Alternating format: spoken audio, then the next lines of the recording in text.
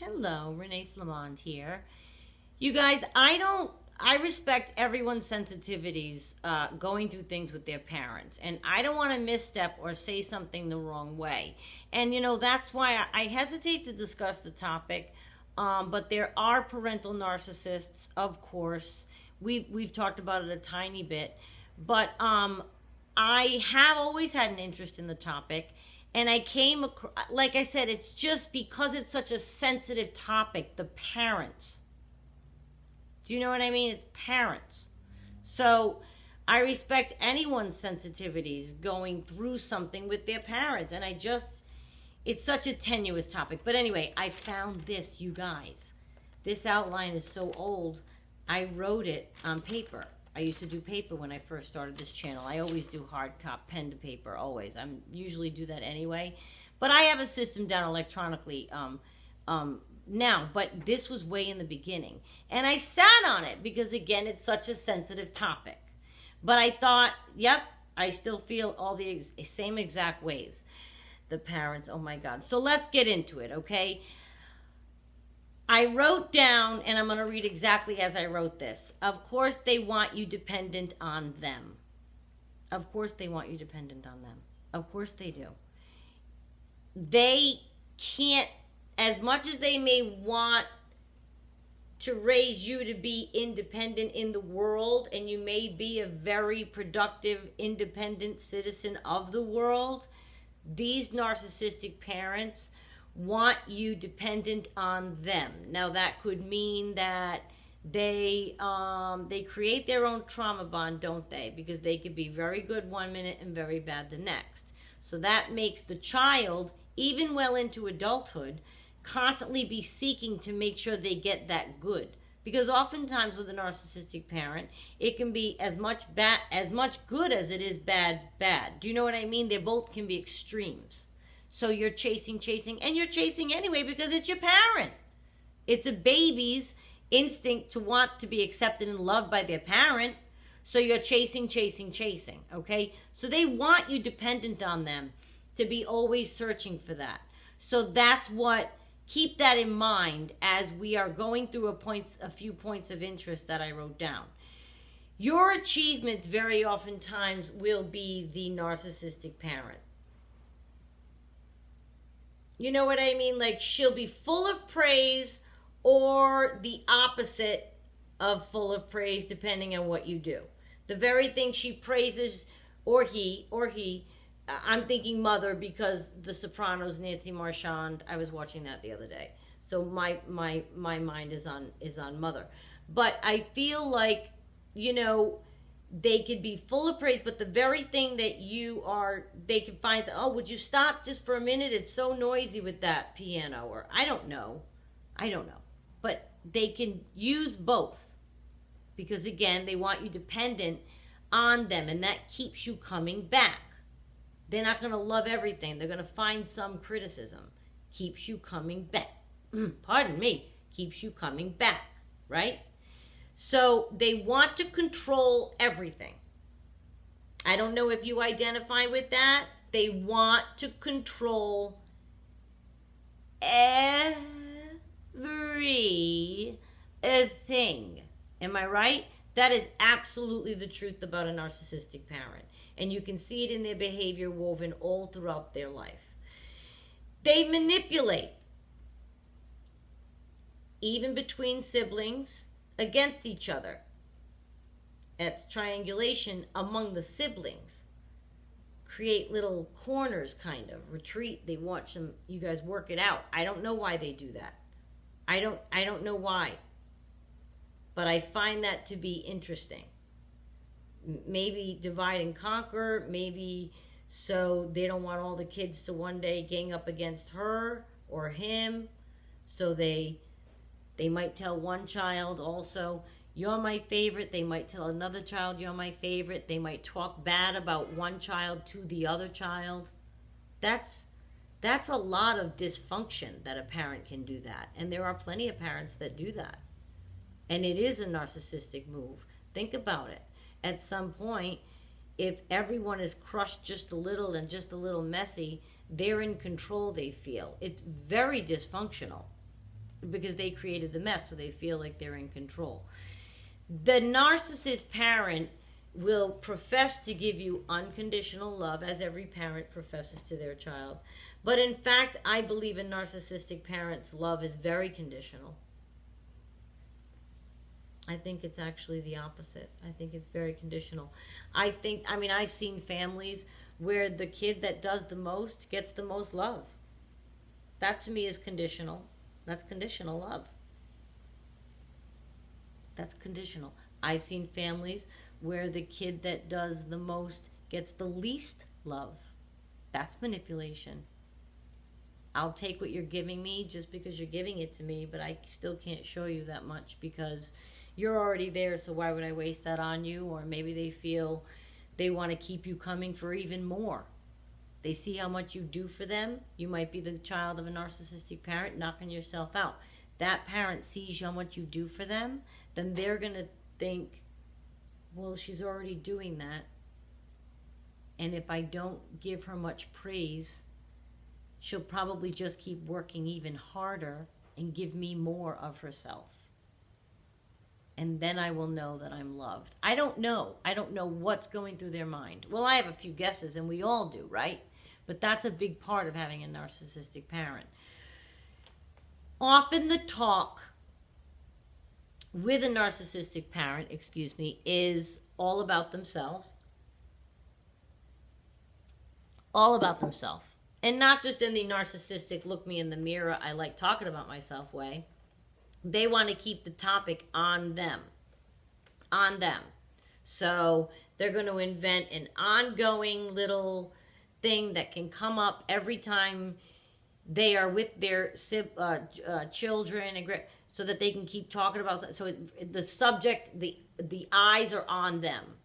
They want everything to be happening around them. If you tell a story or somebody's going through something, the narcissistic parent's response is always going to say, well, I went through this, or that happened to me too, and they'll try to sell it as a helpful thing that they're doing, especially if you call them on it. And they'll try to sell it as, well, I'm just trying to be helpful. Yeah, okay. They lack empathy, as any narcissist does, and the self-centeredness on top of it can make them hard to reach. And you might think you're getting through, but they're unpredictable, and they can be good and they can be bad. It just depends what meter they need to feed for themselves. So their response to you is a reflection of what they're needing at the time. I think the sky just shifted with the sun. Am I wrong? Did the light just change? Because something happened outside. Our doors are open again. A narcissistic parent may often be the type of parent a lot of times that carries a grudge. Oh, I'm not talking to this one. I'm not talking to that one. I'm not talking to this one. I'm not talking to that one. They carry a grudge, right? They've been a narcissist their whole life, probably. So this is what they can do that. They can shut it off. How hard is it to shut it off if you don't have any empathy to begin with?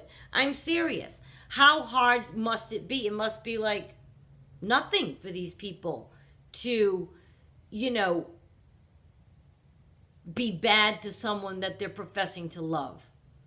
And then I guess they feel that then they're going to reward that same person when then they decide to allow you back in. When they then warm up, warm down, whatever, and come back around to you. So they're going to be mad and be bad and yell at you and criticize you till you're crying and scream at you and do whatever a narcissistic parent is doing to you, to those of you out there. Because I know a lot of you are going through it with your parents. I know, I talk to you through the thing. You know what I mean? So they'll do all that, but then as soon as they'll come back with the more love bombing. Just in time to bring you back from the brink so they can do it all over again. Do it all over again. Love on the brain, Rihanna. She says, so you can throw me against the wall. Put me back together so you can throw me against the wall. narcissistic parents no different than a partner. That's what they're doing. They're emotionally volatile many times. It goes with the disorder, I think, but with a parent, it can get really, really emphatic because these are her or his children. They feel safe. They can act any way they want. You can't eject them from your life. There's no danger of discard in their brain when they're a narcissistic parent because they don't think you're going to cut them off. They don't think you're going to walk out of their life. They don't think you're going to go no contact. A partner's different than a parent. Even a partner with whom you've had children, different than a parent. Different than a parent. Cutting your parent out of your life, can you imagine? I mean, you have grandchildren, they're going to ask where they are. That's a tough decision. It is. And the emotional volatility, you don't want to be around that. And I get that feeling. And everyone has to make their own choice because if there's abuse involved, especially, they tell you right out, don't put yourself around somebody that's abusing you, right? Look at men.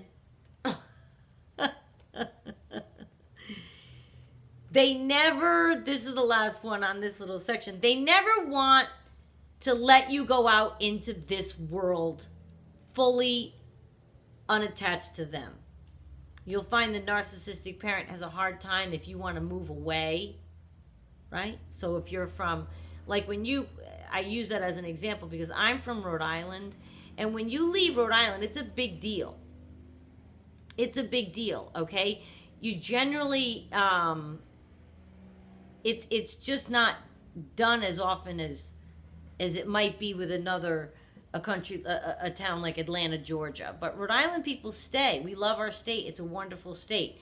So when I moved, that was, my mother already lived here. My father now does live here with my stepmother. So I have all my parents here. But I find that if you tried to move away from a narcissistic parent, they're going to pitch a fit. I bet they'll pitch a fit. Who's going to take care of me? How can you leave me? Who's going to do this? Who's going to get my medicine? What if I fall? I can't even imagine. You know what I mean? Like, that really has to be something that you people who have moved away have to go through. I would absolutely picture that happening. So I wrote here on the side, may exhibit signs but not a narcissist. Malevolence is intentional.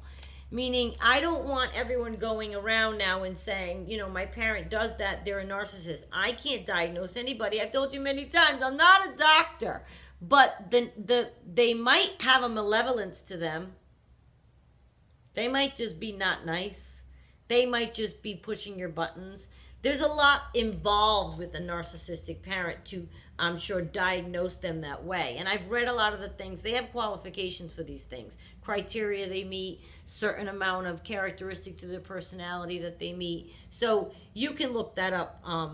And it says here, too, another note, she gives and takes love as a weapon.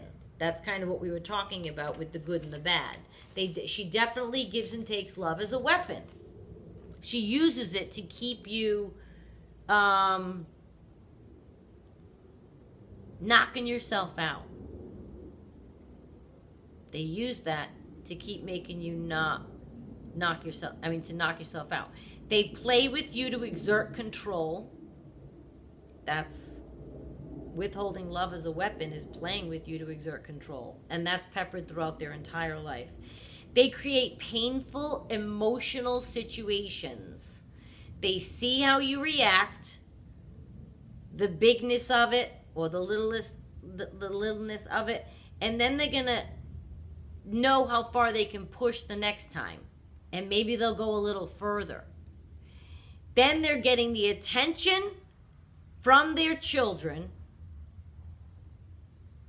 And there could be, now that they've created a little bit of drama because they created a painful emotional situation, they can now create the peace. They can initiate, okay, let's all hug and get it over with, okay? Or they can now repair the family and look like the patriarch or matriarch example of all that is goodwill and all that. It's really unbelievable how that unfolds. It's calculated, a lot of it. Even if they don't understand themselves what they're doing, they are addicted to making that cycle happen. And they are not likely to change. Right? We know that. We know that. So they may feel threatened by a talent that you have, or they may take credit up for it. It just depends on their mood. They might take credit for it as their accomplishment. And that's different than pride of your child's accomplishment, isn't it? Well, I would play that too if I had piano lessons like you did. I bet a narcissistic parent would think nothing of saying that to their child if they were to need ammunition. I just want to make them feel bad about themselves right now. What could make a child feel worse than getting told something like that? Now it's like you don't even want to play anymore. I mean, I don't know. I think of all these specific scenarios in my head. The parent's needs come first. That's the bottom line with a narcissistic parent. And the child is expected to cater for ever. They're controlled, the children, by guilt. That's a huge, huge tool in the toolbox of a narcissistic parent. That they use that guilt to control their children. And that could be an entire video. And there's been enough movies, comedy, jokes about it. You know exactly what I mean. And I don't ever do that to my daughter. That's something that I, as a parent, I made a conscious choice from day one. Never in 1,000,000 years. She will tell you that. I won't do it. I will not do that to her. I just think it's wasted. I think it's horrible. I think it's just a bad thing to impose upon your children. And I do think it's a narcissistic, malevolent move. I definitely do. Because it keeps the topic on them. They guilt you into something. Ooh, now you're talking about something. Because now you're going to stay on the phone and try to explain to them. And now they're getting attention. It's just, everything about it is about getting them attention and getting you to pay more attention to them. And they want everyone to talk about them. Like if there's a table full of people, they're going to go into that topic that they've been, referring to for the last 18 months. I say that because it might be like they're moving or a certain surgery they have. Well, eventually they're going to hopefully recover. Now they need new material. So that's why I say it's maybe an 18-month swing. Their material might change, but every time there's a group, they're going to bring up the same issue. Am I right? That happens. I've seen that happen. And then that issue will resolve itself, but nope, they got a new issue. There's always an issue. They have to have something to refer to. And if you bring up something, like I said, they're always going to say, oh, me too. And then they're going to, not to bond with you or empathize, because they want to talk about themselves. There's a lot more, but yeah, narcissistic parents. I give you a lot of credit if you're dealing with one. Pardon me. It can be very difficult, for some worse than others. And as always, it's been my pleasure. I thank you so much for watching. And please go ahead and hit sub, like, and share, because we want the word out to help others. The more we sub, this is an algorithm thing. The more we like, even the comments, I guess, and we always comment. We're very good at that. It all attributes to getting it out there, getting it out there, getting it out there. My goal is that everybody to know about this so that they're not privy to having this happen. With a narcissistic parent, it's either in your life or it isn't. It's not going to happen to you. But I feel like when you have a narcissistic parent, it can create an entire list of effects on you as the child. And I am going to make that video because it's a natural follow-up. Not just yet, but I have that in mind as well. Anyway, good luck. I know it's tough.